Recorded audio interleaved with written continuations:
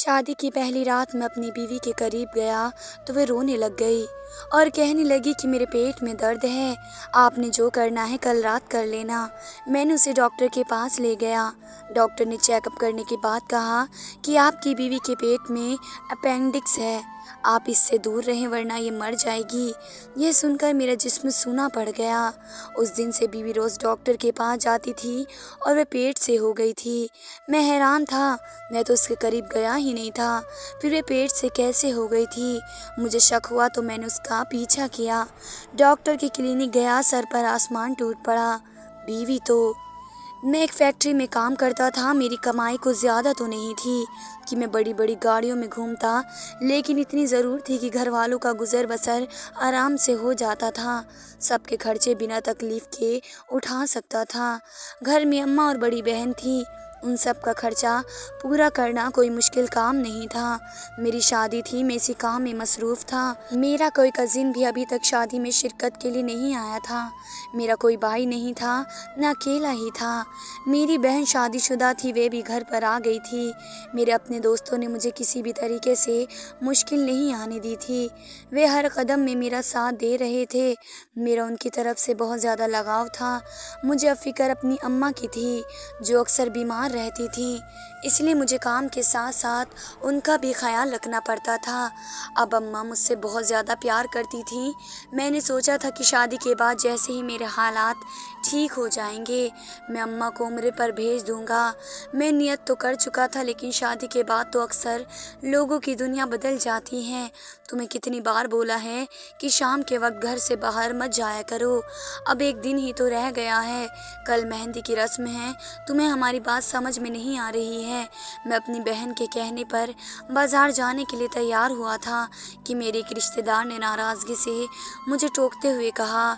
मैंने उसकी बात पर खामोशी से अपनी बहन की तरफ देखा, जो बड़ी मासूम सी शक्ल बनाकर मुझे देखने में मसरूफ़ थी। हमारे घर पर एक रिवाज था कि जब शादी की तारीख मुकर्रर कर दी जाए तो दूल्हे और दुल्हन का शाम के वक्त जाना घर से बाहर नहीं दिया जाता था, और यही उसूल मेरी बीवी पर भी लागू किया जा रहा था। अब वे ज़माना नहीं रहा है, अब तो लोग आज़ाद ख़यालात के हो रहे हैं। मैंने उसे जवाब दिया। मेरी अम्मा खामोशी से सर झुकाए बैठी थी। उन्होंने मुझे इस बारे में कुछ नहीं कहा था। दरअसल मेरी अम्मा इस शादी से इतनी राज़ी नहीं थी और उनका कहना था कि अभी मेरी उम्र नहीं है शादी की, जबकि मेरी बहन ज़बरदस्ती मेरी शादी कराना चाहती थी। जिस लड़की से शादी करवा रही थी उसको उसने मेरे लिए पसंद किया था। मेरी अम्मा उस शादी पर अपनी नाराज़गी जाहिर नहीं की थी। इस पर मैं और मेरी बहन दोनों ही राज़ी थे। ज़माना बदले ना बदले, हमारे रस्म में नहीं बदलेंगी, इसलिए तुम बाहर मत जाओ, जाकर अंदर बैठ जाओ। मेरी दलील पर उन्होंने नाराज़ होते हुए कहा और मुझे अंदर जाने का हुक्म दिया था। मैं अब क्या कर सकता था, बार बार कहने से तो रहा था, इसलिए चुपचाप अपने कमरे में आकर लेट गया। रात काफ़ी गहरी हो चुकी थी। मैं अपनी आने वाली ज़िंदगी के लिए बहुत सारे ख्वाब सजाए हुए बैठा था। ज़रूरी तो नहीं कि शादी को लेकर ख्वाब सिर्फ लड़कियां ही देखें, लड़कों को भी तो अपनी शादी को बहुत कुछ सोच रखा होता है। अगली रोज़ मेरी मेहंदी थी और घर मेहमानों से भरा हुआ था। हर तरफ गर्मा गर्मी थी। मेरा दिल आने वाले लम्हे को सोचकर बहुत ज़्यादा खुश हो रहा था। मेहंदी की रस्म के बाद सब कुछ हुआ कि वक्त ही नहीं मिला कि मैं कुछ सोचता। इस दौरान मेरी अपनी होने वाली बीवी से कोई बात नहीं होती। हमारे निकाह के बाद रुखसती की रस्म हुई और हम घर पर आ गए थे, तो मेरी बीवी को कुछ और रस्मों के बाद मेरे कमरे में बिठा दिया गया। मैं तो पहले ही इस रात को सोचकर घबरा रहा था, आज कुछ ज़्यादा ही घबराहट का शिकार हो रहा था। मुझे समझ नहीं आ रहा था कि अंदर जाते ही कैसे इससे सामना करूँगा। तुम्हें इतना घबराने की ज़रूरत नहीं है, कोई इसमें परेशानी वाली बात थोड़ी है जो तुम इस तरह दिल पर ले रहे हो। मुझे परेशानी का शिकार होते देखकर मेरे जिगर के दोस्त ने मेरे कंधे पर हाथ रख कर मुझे हौसला दिया। तुम बस मेरी एक बात याद रखना, ज़िंदगी में अगर तुम्हारी बीवी से कोई गलती हो जाए तो उसे लोगों के सामने बढ़ा चढ़ा कर पेश न करना और ना ही उसकी किसी के सामने बेइज्जती करना। मेरे दोस्त ने अपने साथ बिठाकर बड़े प्यार से समझाया। उसकी शादी को 4 साल हो चुके थे और अच्छी नसीहत किसी ने दी थी, वरना तो बाकी दोस्तों ने अजीब सी बातें कही थी जिसको सुनकर मर्द होकर कुछ अच्छा सा महसूस नहीं कर रहा था। उन्होंने मुझे पता नहीं उल्टी सीधी बातें समझाई थी, लेकिन मेरा ये दोस्त जो मेरा हर कदम पर साथ देता था, उसने मुझे सब कुछ समझाया था और मैंने उसकी बातों को अमल करने का सोच लिया था। मैं अंदर जाने से पहले उसके गले मिला और मुस्कुरा कर अपनी दुल्हन के कमरे में आ गया। मैं आहिस्ता से चलता हुआ उसके कुछ फासले पर बैठ गया। मेरा दिल अभी भी बहुत तेज़ी से धड़क रहा था और मुझे समझ नहीं आ रहा था कि मैं क्या करूं। आखिर बात का आगाज़ कहाँ से करूं। मैं कोई लड़कीबाज लड़का नहीं था। मैंने अपने सारे जज्बात अपनी बीवी के लिए संभाल कर रखे हुए थे। देखते ही मैंने थोड़ी सी मेहनत की और अभी मैं अपनी बीवी को छूने ही वाला था कि उसने एकदम से रोना शुरू कर दिया और वह अपना पेट पकड़ कर बैठी रोती जा रही थी। मैं हैरत से ऊपर उठकर कुछ फासले पर खड़ा हो गया। अभी तो आप अच्छी खासी थी, अचानक से क्या हो गया? मैं परेशान हूँ। उससे पूछने लगा कि उसे क्या हुआ है, मुझे बताए तो सही। मेरी बात सुनकर उसने जो जवाब दिया, मैं अपनी जगह पर खड़ा का खड़ा रह गया। उसने कहा कि आपको जो कुछ भी करना है कल कर लेना। अब मेरे पेट में बहुत ज़्यादा दर्द हो रहा है। उसका दर्द बहुत ज़्यादा बढ़ गया तो मजबूरन मुझे देखकर डॉक्टर के पास जाना पड़ा। मैं उसे सहारा देते हुए डॉक्टर के पास ले गया। मैं परेशान भी हो गया था कि अचानक उसके पेट में दर्द क्यों होना शुरू हो गया है। वह भी इतनी ज़्यादा, कुछ देर पहले तो अच्छी खासी थी, लेकिन जैसे ही मैंने उसके करीब जाने की कोशिश की तो उसके पेट में दर्द होना शुरू हो गया। मेरे दिमाग में 2 तरह के ख्याल आ रहे थे। ये सब कुछ जानबूझकर तो नहीं किया था। मैंने अपने दिमाग की बातों को छोड़कर उसकी तरफ देखा तो जो दर्द की शिद्दत से रो रही थी। मैं कुछ भी ऐसा नहीं सोचना चाहता था क्योंकि मेरी अभी तो शादी हुई थी। क्या पता सच में उसके पेट में दर्द हो रहा हो। डॉक्टर ने उसका चेकअप करने के बाद मेरे पास आकर मुझे कहा कि आपकी बीवी के पेट में अपेंडिक्स है, इसलिए आप उसके करीब मत जाना वरना मर जाएगी। यह सुनकर मेरा जिस्म सुन्न हो गया। मैंने परेशानी से डॉक्टर को अपनी बीवी की तरफ देखा जो सर झुकाए खड़ी थी। शायद दवाई से उसके दर्द में थोड़ा सा फ़र्क आया होगा। मेरे तो पहले ही सारे अरमानों पर औस का पानी पड़ चुका था। इससे आगे मेरे साथ क्या बुरा होता। मैंने डॉक्टर की बात पर हल्के से जवाब दिया था। मैंने डॉक्टर से बोल दिया था कि ठीक है, मैं अपनी तरफ से भरपूर कोशिश करूँगा। मैंने डॉक्टर को बड़े छोटे से अंदाज में कह दिया और अपनी बीवी को लेकर घर पर आ गया था। घर आते हुए मुझे अपने साथ हुए हादसे पर यकीन नहीं आ रहा था क्योंकि ये बात अजीब थी कि शादी की पहली रात ही दुल्हन को अपेंडिक्स का दर्द शुरू हो गया था। अगर ऐसा कुछ था भी तो हमें इस बारे में बताया क्यों नहीं गया। ऐसे मैंने फिर भी अपने मन के अंदर आए ख्यालों को झटक दिया था और जब मैं घर पर आया तो मैंने अपनी बीवी से कहा कि वह कपड़े बदल कर सो जाए। मेरी बात पर अमल करने के बाद वह बेड पर बिना आवाज़ के लिए चली गई और चंद पलों में नींद में सो गई। और मैं सारी रात इसी बारे में सोच रहा था। मैं एक मर्द था और मुझे कुछ समझ नहीं आ रहा था कि ऐसे हालात में क्या करना चाहिए। शर्म के मारे में ये सब अपने घर वालों को भी नहीं बता सकता था। अगर मेरे दोस्त ने मुझे पहले ही वह सब कुछ ना समझाया होता तो शायद मैं भी गुस्से में आकर गलत कदम उठा देता या फिर ज़बरदस्ती मुझे ये सब कुछ बर्दाश्त करना था। लेकिन बात ये थी कि कई रात के बाद से मेरी बीवी रोज़ उस डॉक्टर के पास चली जाती थी। मैं हैरान था कि इस दर्द का इलाज तो ऑपरेशन होता है, क्योंकि जब भी किसी को अपेंडिक्स दर्द होता है तो उसका इलाज ऑपरेशन से ही किया जा सकता था। फिर ये हर रोज़ किस चीज़ का इलाज कराने के लिए जाती थी जिसके बारे में मैंने अभी कुछ सुना ही नहीं था। मेरे दिल में एक अजीब अजीब से वहम जगह बना रहे थे। कभी कभी मुझे लगता कि मेरी बीवी मुझसे बचने के लिए ऐसा कर रही है। क्या ये शादी उसकी पसंद की नहीं थी या मैं उसके बारे में कुछ ज़्यादा ही सोच रहा था। एक दिन डॉक्टर के पास जाने से पहले एक बार मुझसे कहा कि उसे जो बीमारी है उसका एक इलाज है। उसकी बात सुनकर बड़े जल्दी से मैंने कहा कि बताओ क्या? उसने कहा कि इस इलाज के लिए मुझे उसी डॉक्टर के पास जाना होगा जिससे मैंने अपना चेकअप करवाया था। उसकी बात सुनकर मैंने उसकी तरफ देखा और फिर उसे इजाज़त दे दी, क्योंकि मैं और उस बीमारी का जल्द से जल्द इलाज करवाना चाहता था। मेरी इजाज़त लेते ही मेरी बीवी डॉक्टर के पास रोज़ जाने लगी कि मैं जब भी कोई सवाल करता या इलाज के बारे में कुछ पूछता तो बड़े आराम से कह देती कि आपको समझ में नहीं आएगा। ये कहकर वे मुझे चुप करवा देती थी। मैं भी खामोश हो जाता, क्योंकि मैं वाकई में ही कुछ नहीं जानता था और इस इजाज़त भी तो मैंने ही दी थी, इसलिए अब कुछ कहना गलत होगा। दूसरी तरफ मेरी बीवी और अम्मा का प्यार भी बढ़ता जा रहा था। मेरी बीवी मेरी अम्मा का भरपूर ख्याल रखती थी और बीवी भी अम्मा की खिदमत पर पेश करती थी। मुझे इस तरफ से तो सुकून था कि चलो सास और बहू की लड़ाई तो झगड़े से जान छूटी, वरना तो पहले मुझे मम्मी का चुप्पी देखकर लगा था कि वे शादी से नाखुश हैं, लेकिन ऐसा कुछ नहीं हुआ। मेरा अंदाज़ा गलत साबित हुआ। अम्मा के साथ अपनी बीवी का अच्छा बर्ताव देखकर मैं उसे बहाने से डांट कर अपने कमरे की भड़ास भी नहीं निकाल सकता था, जो पहली रात मेरे अंदर भरी हुई थी। मुझे अब उसके डॉक्टर के पास जाना खटकने लगा। मेरा बस नहीं चलता था कि उसे उसके पास जाने से रोक दूं, लेकिन बस मेरी बर्दाश्त की हद ख़त्म हो चुकी थी, क्योंकि पहले तो वे दिन या शाम में इलाज के लिए जाती थी, लेकिन अब वे रात में भी कभी कभी जाने लगी और ये बात मेरी आन को गवारा न थी। इसलिए इस बात पर मेरी रोज़ पर इससे थोड़ी सी लड़ाई हो गई।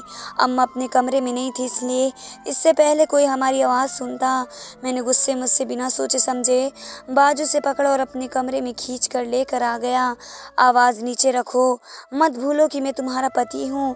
मैं इतने दिनों से तुम्हारी सारी बातें सुन रहा हूँ। बस तुम्हारी बीमारी की वजह से मुझ पर इस मज़ीद परेशानी के अंजाम की जिम्मेदार तुम खुद होंगी। मैं इस वक्त ज़्यादा गुस्से में था और इसलिए मैंने अपनी बीवी को खबरदार कर दिया था, लेकिन मेरे चुप करवाने पर वह मुझसे भी ऊंची आवाज़ में बोलने लगी, लेकिन मैंने उसकी आवाज़ को दबा दिया। ये सब मेरी बर्दाश्त से बाहर हो चुका था। ऊपर से इतने दिनों का जो गुबार पड़ा हुआ था वह भी तो किसी न किसी सूरत पर निकलना था, इसलिए बगैर सोचे समझे ही मैंने गुस्से में उसे बेड पर धकेल दिया था और ज़बरदस्ती उससे अपना हक वसूल कर दिया। लेकिन मेरे पैरों तले ज़मीन निकल गई। मुझे यकीन नहीं आ रहा था कि मेरे साथ ये सब क्या हो चुका था। कुछ ही देर बाद उसकी तबीयत अचानक ख़राब होनी शुरू हो गई थी। मेरे तो हाथ पांव फूल गए थे और मुझे लगा कि मेरी ज़बरदस्ती के करने पर उसकी तबीयत ख़राब हुई है। मैं उसे डॉक्टर के पास ले गया और कोई डॉक्टर के क्लिनिक के बाहर खड़ा होकर इंतज़ार कर रहा था। मेरा दिल सूखे पत्ते की तरह लग रहा था। जाने अनजाने में एक संगीन गलती कर बैठा था। मेरी वजह से वे इस हालत में थी। मुझे कुछ समझ में नहीं आ रहा था कि क्या करूं और कैसे करूं। सोच कर मेरा सर दर्द होता जा रहा था। इस वक्त एक नर्स चलती हुई मेरे पास आई और मुस्कुराने लगी। मैं उसकी मुस्कुराहट नहीं समझ पाया।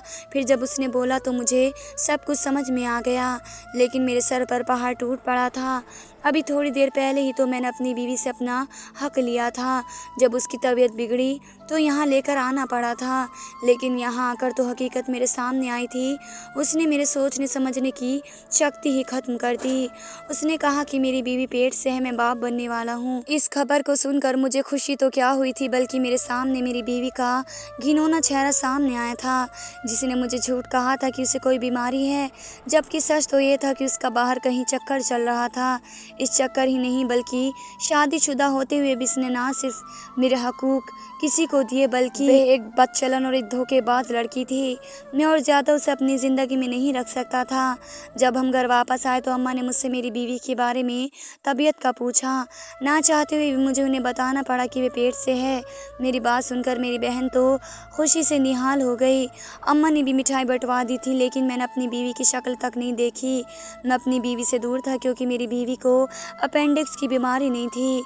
इसी वजह से मैं उससे दूर रहा था और ये सुनकर सब मेरा मजाक उड़ाते, मुझ पर हंसते। इसलिए मैं चाह कर भी अपना सच किसी को बता नहीं सकता था और यह हकीकत मुझसे बर्दाश्त नहीं हो रही थी। अगर वैसे किरदार की मालिक थी तो उसने मुझसे शादी क्यों की? इस शख्स से कर लेती जिसके बच्चे की वो माँ बनने वाली थी। एक बात तो सच थी कि अब मैं उसके अपने साथ नहीं रखने वाला था। मेरी बहन से उससे ब्याह कर लाई थी। मेरी अम्मा ने हमेशा उसकी माँ की तरह साथ ही दिया था और उसने हमारे साथ इतना बड़ा धोखा दिया। मैंने उससे रूबरू बात करने का सोचा, यूं ही वे कमरे में आई। उसने उस पर बरस पड़ा। कौन सी बीमारी थी तुम्हारी? सारा सच मेरे सामने आ चुका है। बताओ ये किसका बच्चा है जिसे तुम मेरे सर पर थोपना चाहती हो? मैंने गुस्से में उसे थप्पड़ भी मार दिया, लेकिन मैं अपनी ज़बान से एक लफ्ज़ भी नहीं बोली, बस रोती ही रही। वे अपना ये ड्रामा बंद करो और दफ़ा हो जाओ मेरी नज़रों से, इससे पहले कि मैं 3 लफ्ज़ तुम्हारे मुंह पर दे मारूं। मैंने उसे दबे दबे लफ्ज़ों में मामले की नज़ाकत से आगाह किया। मेरी बात सुनते ही वे भागती हुई कमरे से निकल गई। मेरा सर दर्द से फटा जा रहा था। मैंने अपनी बीवी के लिए कुछ चीज़ें संभाल कर रखी हुई थी। मेरे साथ इतना बड़ा धोखा किया गया। मैंने सोचा कि आप उससे अपने नंगे हाथ ही पकड़ लूँगा, घर वालों को और दुनिया वालों को उसका असली चेहरा दिखाऊंगा। इसलिए मैं अब उसकी हर हरकत पर नज़र रखने लगा। मुझे पता था कि वे ज़रूरी इलाज के बहाने घर से निकलने के बाद वे ज़रूर अपने आशिक के पास जाती होगी। मैं अब इस मौके पर था कि उसके पीछा करूँगा और सबूत समेट कर उसे रंगे हाथों पकड़ लूँगा। उसके पीछे तलाक देकर छुटकारा हासिल कर सकता था। सच बात थी कि अगर वह बच्चा मेरा नहीं था तो किसका था? ज़रूर शादीशुदा से पहले भी उसने किसी के साथ ताल्लुक़, और अगर बात इतनी आगे ही पहुंच चुकी थी तो फिर उसने मुझसे शादी क्यों की? ऐसे ही बहुत सारे सवालात मेरे दिमाग में चल रहे थे, लेकिन मेरे पास इन सवालों का कोई जवाब न था। मैं खुद से ही पता लगाने में मसरूफ़ था। रात जब मैं घर पर वापस आया तो सामने ही मेरी बीवी ज़मीन पर पड़ी तड़प रही थी, और पहले मुझे वह उसका ही ड्रामा लगा, लेकिन उसकी तकलीफ़ देखकर मैं समझ गया कि मसला ज़्यादा ख़राब है। मैं उसे जल्दी से अस्पताल ले गया था। कुछ ही देर बाद डॉक्टर ने मुझे बताया कि मेरी बीवी को जहर दिया गया है, जिसकी वजह से आपका बच्चा नहीं बचा। समझ में नहीं आ रहा था कि ये सब क्या हो रहा है। मेरी बीवी को जब होश आया तो उसने मुझे बताया कि ये सब मेरी माँ ने किया है। उसकी बात सुनकर मैं तो दंग रह गया। उसने मुझे बताया कि सिर्फ जहर ही नहीं, बल्कि मैंने तो तुम्हें धोखा ही नहीं दिया। मैंने जो तुम्हें धोखा दिया है वे तुम्हारी माँ के कहने पर किया था। मुझे अभी उसका ये सब ड्रामा ही लग रहा था। मैं बचने के लिए मेरी माँ पर इल्ज़ाम लगा रही थी। जब मैं इसे घर में लेकर आया तो मैंने इससे दोबारा बात नहीं की, बल्कि वह उससे माफ़ी मांगती रही, लेकिन मैंने उससे उसकी तरफ ध्यान नहीं दिया। उसकी बातों में मुझे कहीं भी सच्चाई नज़र नहीं आई। उसने मुझसे कहा कि मैं आपको सबूत दे रही हूँ तो आप मेरी बात पर यकीन कर लेंगे। मैं खामोश था। उसने मुझे कमरे के बाहर खामोशी से खड़े होने का इशारा किया और खुद अंदर चली गई। इतनी खुदगर्ज हैं आप। पहले आपने मुझे शादी के लिए फ़ौरन बाद मेरे कमरे में आकर कहा कि आपका बेटा नामर्द है, मैं इससे दूर रहूं। अगर इसे पता चल गया कि मैं इसकी हकीकत जानती हूं तो तेरा कत्ल कर देगा। आपने ही तो मुझे कहा था कि मैं अपनी मर्ज़ी से ज़िंदगी गुजार सकती हूँ। अगर मेरा दिल करे तो मैं किसी और को भी पसंद कर लूँ, और जब मेरा बच्चा होगा तो आप सबको यही कहेंगी कि वह आपका ही पोता है और पोती है। तो फिर मुझे जहर देकर मेरे बच्चे को क्यों मार दिया आपने?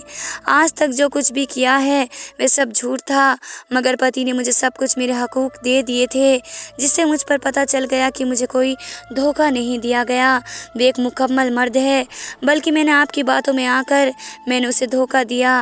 वही डॉक्टर जो मुझे पसंद करने का दावा करता था, लेकिन जब उसे पता चला कि मैं पेट से हूँ तो उसने मुझसे मुँह फेर लिया था। उसका कहना था कि वह मुझ जैसी लड़की से शादी नहीं कर सकता जो उन्हें पति के होते हुए बाहर चक्कर चलाती है। क्यों आपने मेरे साथ ये सब कुछ किया? आपके बेटे की ज़िंदगी बर्बाद हो गई है। और अपनी बीवी की बातें खामोशी से सुनने के बाद जब मैं अंदर गया तो मेरे पैरों तले ज़मीन निकल गई। मेरी बीवी की बातें सुनकर माँ पागलों की तरह खड़ी हुई और बोली कि तुम बहुत ज़्यादा बोल रही हो। सच तो तुम्हें मालूम हो गया है, लेकिन वह सब कुछ तुम्हें सोचने में बहुत देर कर दी है। अब मेरा बेटा तुम्हें तलाक दे देगा और तब मैं इसकी शादी करा दूंगी अपनी भांजी से। मैंने उसे बहू बनाया था, लेकिन मेरी बेटी को तुम पसंद आ गई, और ऊपर से मेरे बेटे को भी तुम पसंद आ गई थी। और जानती हो मैंने तुम्हारे हक महर में कम पैसे क्यों लिखवाए? इसलिए कि जब तुम्हारी तलाक हो तो तुम खाली हाथ यहाँ से चली जाओ। मुझे अपने बेटे से नफ़रत नहीं है, मुझे बस तुमसे नफ़रत ही थी, क्योंकि मेरी ख्वाहिश मेरी भांजी थी और तुम नहीं थी। लेकिन बच्चे की खबर के बाद मेरे बेटे ने किसी को कुछ नहीं बताया, तो मैंने तुम्हें ही रास्ते से हटाने का सोचा, लेकिन फिर से मेरे ही बेटे ने तुम्हें बचा लिया। मैंने देखा कि उसकी आंखों में अब तुम्हारे लिए कोई मोहब्बत नहीं है, बस नफ़रत ही भरी हुई है। यहाँ उसे कहा और वहाँ उसने तुम्हें तलाक दे दी। मुझे अपने कानों पर यकीन नहीं आया था। ये सब मेरी सगी माँ कह रही थी। उसने मेरी बीवी के सामने अपना सच कबूल करके उसे गलत काम पर लगाया था। गलती सारी मेरी माँ की भी थी, गलती मेरी बीवी की भी थी। अगर वे मुझे सच बता देती तो आज जो खुद से नज़रें चुरा नहीं होती। कमरे में आकर जिन नज़रों से मैंने अम्मा को देखा, उनके चेहरे का रंग उड़ गया। मेरी बीवी तो खामोशी से खड़ी थी, जैसे ही सज़ा का इंतज़ार कर रही हो। मैंने अपनी माँ की तरफ देखा और सिर्फ बस यही कहा कि आपको मुझसे इतनी नफ़रत थी? नहीं, आपको मुझसे ही ज़्यादा नफ़रत थी, जो आपने अपने सगे बेटे के साथ ही किया। अपने ही बेटे को नामर्द साबित कर दिया। मुझे शर्म आती है तुम्हें माँ कहते हुए। तुमने अपने बेटे का घर बर्बाद कर दिया। मेरी बातें सुनकर माँ बिलक बिलक कर रोने लगी और मुझसे माफ़ी मांगने लगी। अपनी माँ को इस तरीके से रोता हुआ देखकर मुझसे रहा नहीं गया। मैंने उनसे बस यही कहा कि आज के बाद हम दोनों साथ नहीं रहेंगे, और मैंने उनका घर का रहने का इंतज़ाम कहीं और कर दिया। मैं उन्हें महीने के पैसे भिजवाने लगा था। मेरी माँ लेकिन रोज़ मेरे घर पर आती थी और मुझसे माफ़ी मांगती थी, लेकिन मैं उन्हें माफ़ नहीं कर पाया। एक दिन मुझे खबर आई माँ कमरे में बेहोश मिली हैं। हॉस्पिटल लेकर गए तो पता चला कि उनकी जान चली गई है। गलती मेरी माँ की भी थी और अब एक गुनाह मुझसे भी हो गया था। अपनी माँ को माफ़ न कर कर मैंने बहुत बड़ा गुनाह किया था। अपनी माँ को सज़ा मैंने क्यों दी? वे तो ऊपर वाला देता। मैंने उस दिन बहुत गलत फ़ैसला किया था और आज मुझे अपने फ़ैसले पर रोना आता है। लेकिन मेरी बीवी आज भी मुझे संभाल रही है। वे हर कदम पर मेरा साथ देती है और कुछ ही साल बाद मेरी नन्ही सी बेटी भी आ गई और अब हम खुशी खुशी रह रहे हैं। लेकिन कभी कभी मेरा मन तड़पता है, लेकिन अब कुछ नहीं हो सकता। टाइम निकल चुका है। धन्यवाद दोस्तों।